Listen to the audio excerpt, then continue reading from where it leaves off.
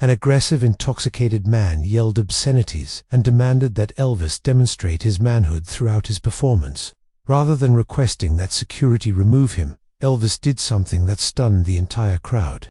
At the Las Vegas Hilton on November 14, 1976, Elvis was performing one of his greatest, the year's most spirited performances. 20,000 people were savoring every moment of his performance, and Elvis seemed to be able to harness their enthusiasm like electricity. Something happened that the entire stadium would never forget when he transitioned from a powerful burning love to Hound Dog. A booming, slurred voice sliced through the background noise of the audience and the music like a dagger through silk. Emerging from the center of the stage, "Elvis, you're just a fraud." Bobby "Big Mike" Henderson, a 35-year-old Phoenix construction worker who had been intoxicated in the hotel bar, was the one whose voice was heard. Beginning at 12 o'clock, Big Mike was an expert at causing problems, someone who believed prominent individuals needed to be held to a lower standard and who would instigate confrontations at sporting events. Not because he was an Elvis fan, but to illustrate a point, he had purchased a ticket to the concert. Twisted argument regarding the phoniness and weakness of famous people. He had fooled himself into thinking that Elvis Presley was just a handsome boy who had never really confronted any kind of struggle while under the influence of alcohol. "Presley, do you hear me? Don't be silly." While performing a verse, Elvis abruptly ended his performance. Confused, the band eventually stopped performing. 20,000 onlookers cocked their heads to see the inebriated man shaking ever so slightly in his seat and gesticulating belligerently at the stage. Any professional performer would have expected Elvis's initial reaction to be the same. In an effort to deal with it, he humored while refocusing attention on the performance. "Well, hello there, friend," Elvis greeted into his microphone, his voice exuding that signature charm from the South. "Apparently, we have a music critic staying with us this evening." Much to their surprise, the crowd burst out laughing.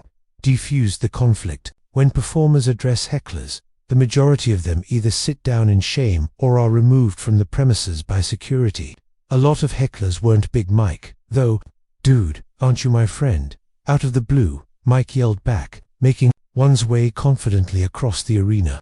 "Here I am, addressing you. You believe that by dressing fancifully and singing, you exude an air of toughness. Come on down here and show me that you're a man." There was a shift in the room's vibe right away. At this point, it was more than simply inebriated gibberish. The stakes were high because this was a direct challenge. Elvis paused at the microphone, examining the inebriated man who was now making other people in the audience move, filled with discomfort as they sat down. Elvis put up a hand to halt the security guards as they began to approach Mike's sector. "Sir," Elvis responded, maintaining a somewhat even but slightly raspy tone in his voice. "Like everyone else, you, too, have invested much in being here tonight. Why don't we simply sit back and listen to the music?" In response, Mike exclaimed, "I'm not interested in listening to your music. I want to know if you're more than just a teen girl mama's boy." Elvis felt a profound impact from his final remark, evident to everybody in the arena. His jaw clenched and, for an instant, the world-famous Elvis grin vanished. The audience was growing restless, with some booing Mike and others yelling for security to remove him. Instead of attempting to disregard the heckler or signal for security to remove him, Elvis dropped his microphone and, in a gesture that shocked everyone, including his own band and crew, the vibe had gone from joyful and jubilant to tense and hostile, approached the stage's edge and began to go toward it. "So, you're curious as to whether I'm a genuine man? You think I'm just some handsome boy who can't handle himself," Elvis proclaimed, his voice now audible over the arena's sound system. Elvis turned to Big Mike and said, "Listen, buddy, why don't you come up here and we'll settle this like gentlemen?" As the crowd of 20,000 people held their breath in anticipation, the tension in the air crackled. The crowd went wild. Along with the cries of "Don't do it, Elvis," came the cheers of others. Colonel Parker, Elvis's manager, was allegedly having a heart attack in the wings, and security officers were running around like crazy trying to figure out what to do. However, Elvis wasn't finished yet. "Do you want to see proof? Come on up here," Elvis said again, beckoning toward the stage. "I say we prove it. Let me tell you something though. We will not fight like beasts. The way true men settle disputes is how we're going to do this." Things Big Mike, emboldened by the alcohol and the attention, started pushing his way toward the stage. "Damn right we are," said he. Elvis dispelled the security detail that had attempted to apprehend him. "Allow him to come," Elvis instructed. The stadium descended into anarchy when Big Mike stumbled slightly on his way to the stage, but the referee eventually said, "Let him come up here." A lot of people were jumping up and down, some of them yelling, and others trying to get a better look at what was happening. Elvis approached Mike, and for an instant, the two guys stood there, confronted one another, both Big Mike sweaty and wobbling. Obviously drunk, but still aggressive, and Elvis in his famed white jumpsuit appear composed and controlled. "All right, buddy," Elvis remarked, his voice just audible through the microphone attached to his costume. "I have a suggestion for you. If you want to show who the real man is, bring it on," Mike mumbled. Suddenly, Elvis's voice took on that confident, smooth quality that had captivated millions. "Here's what we're going to do," he exclaimed. "We're organizing a singing competition. Just the two of us, in this very moment. Everybody wins." It took the assembled audience a few moments to comprehend the proposal, because it was so out of left field. An event where contestants sing, Elvis Presley and this inebriated heckler are competing in a singing competition. A member of the audience then began to chuckle. Next, another individual. Laughter and cheers quickly spread throughout the entire arena. There was a dramatic shift from the growing fear of violence toward excitement over something entirely else. The situation did not amuse Big Mike though. "Well, that's too bad. I would rather fight with you than sing with you. Unfortunately, this is my stage," Elvis remarked with a smile. "This is my tribe, and we do things the way I like them. Do you really think you can out-tough me? Then show me that you can do my job, make music." King Elvis indicated his longtime guitarist and buddy Charlie Hodge, who was staring at the spectacle with his jaw dropped open. "Charlie, he needs a microphone," Elvis instructed. "Oh, and lads," he beckoned to his ensemble, "we should give our new acquaintance an opportunity to prove to us what can do." Even though they were still in disbelief, the band followed Elvis's lead and got ready to play.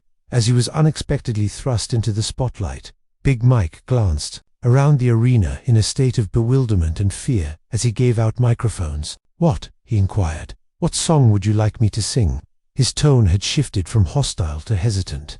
With a generous spirit, Elvis said, "Whatever you want, friend. Here is your chance to shine. 20,000 people are agog to hear your words." What transpired next was as strangely touching as it was funny. As if he couldn't think of any other song to sing in his drunken stupor, Big Mike tried to sing "My Way," despite the obvious fact that he was well out of his comfort zone. As expected, his performance was horrible. He swayed so badly that Charlie Hodge had to stop him from falling over, was off key, and lost half the phrases. Now this is when it gets interesting.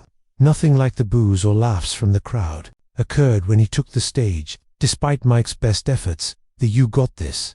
Keep going. Sing it, Mike." Elvis, who was standing next to him, started clapping along and supporting him as he sang, obviously showing that he was ashamed and vulnerable. The crowd started cheering him on. As soon as Mike froze up, Elvis would hush him and whisper them. Whenever he felt like giving up, Elvis would put his arm around him and encourage him to keep going. As Big Mike concluded his clumsy rendition of "My Way," the atmosphere in the room had transformed. He had arrived to stir up trouble, and he was furious and aggressive. Temporarily blend in with the crowd while you give it your all to a challenging task.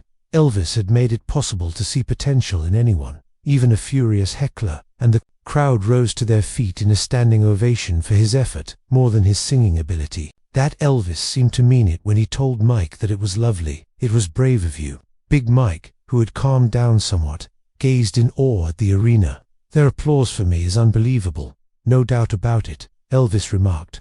"You just displayed remarkable courage. You dared to do something different in front of a crowd of 20,000 people. Well, that's more than the average person does." "Here we go," Elvis announced, beaming at the audience. "I guess now it's my chance."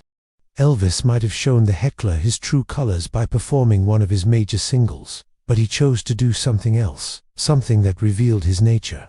The simple gospel song "He's Got the Whole World in His Hands" was his choice, and he encouraged an audience response. For Big Mike to feel like an integral part of the performance, he made sure that he sang along with him, even providing him harmony parts. standing side by side on stage, a stoned Phoenix construction worker and the king of rock and roll sang gospel music to an audience of 20,000. Elvis turned to Big Mike as the song concluded, and his expression was one of true warmth. "Mike, I have a question for you," Elvis remarked. "What was it that set you off this evening? Is something truly troubling you?" It seemed like Big Mike finally let something out in response to the question's genuine worry.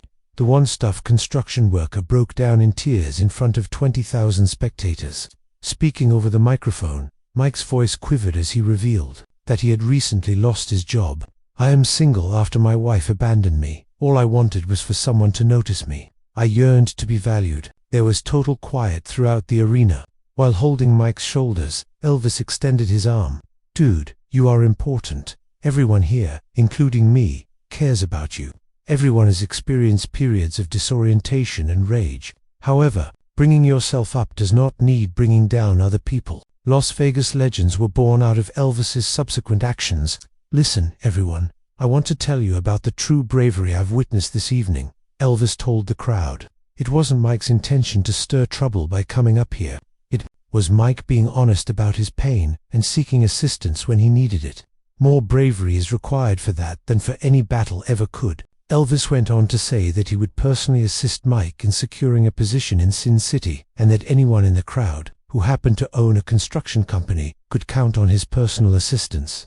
After the show, they should speak to his people, since that's what we do for each other. They needed someone who worked hard. According to Elvis, "We help. We don't tear down. We build up." Big Mike remained on stage the entire event, occasionally singing along with Elvis when invited. At the conclusion of the evening, he had transformed himself from the show's most disruptive element to an integral part of its most unforgettable moments. After the event, 3 business owners from the construction industry approached Elvis's management to give Mike a job. Picking one, he then spent the subsequent 15 years working in Las Vegas until he retired. Even more crucially, word of what transpired that night quickly circulated across Las Vegas and beyond. It became a legendary case study in the art of compassionate, wise, and graceful dispute resolution. The artists started raving about how Elvis handled the heckler incident. Some began to seek for innovative ways to channel disruptive audience members' enthusiasm into positive experiences rather than resorting to security or legal measures. According to what Elvis shown, every heckler is actually a person going through a tough patch. Comedian Don Rickles, whose own confrontational approach with crowds was legendary. In front of an audience of 20,000, he befriended an adversary. Wonderful humanity, not merely wonderful theatrics.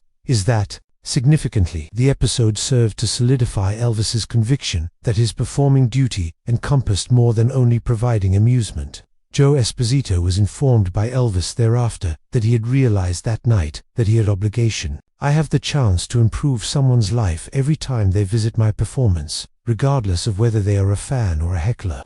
I don't take that lightly." Elvis started inviting more crowd participation in his concerts, seeking out chances to relate to those who appeared to be going through tough times.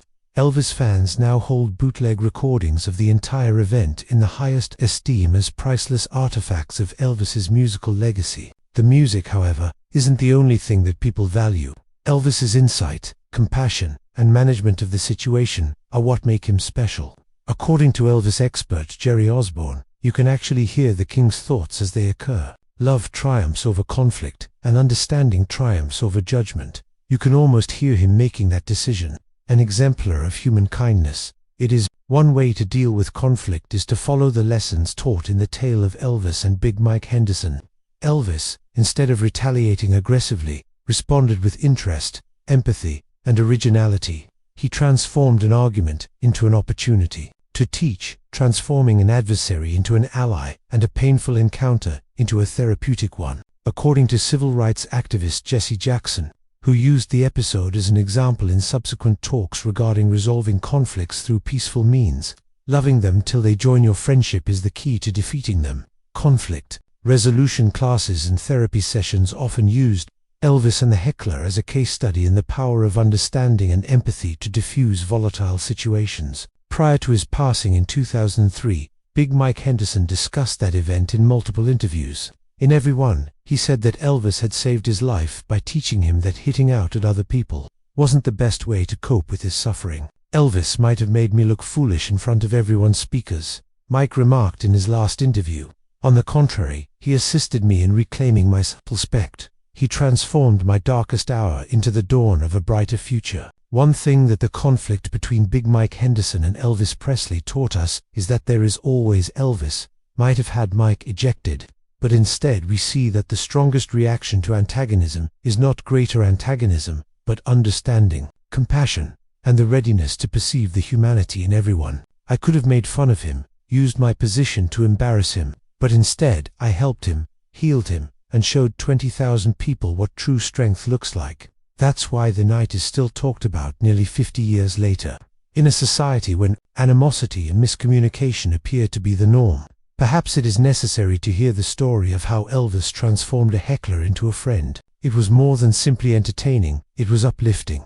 Have you ever been in a situation where someone's kindness transformed your i.e., if this remarkable tale of transforming conflict into compassion touched you, then subscribe and give this video a thumbs up. It could be shared with someone who needs to hear about the strength of choosing understanding over wrath. Views? Tell us in the comments. And if you want to hear more incredible true stories about the times when humanity shines brightest, be sure to hit that notification button.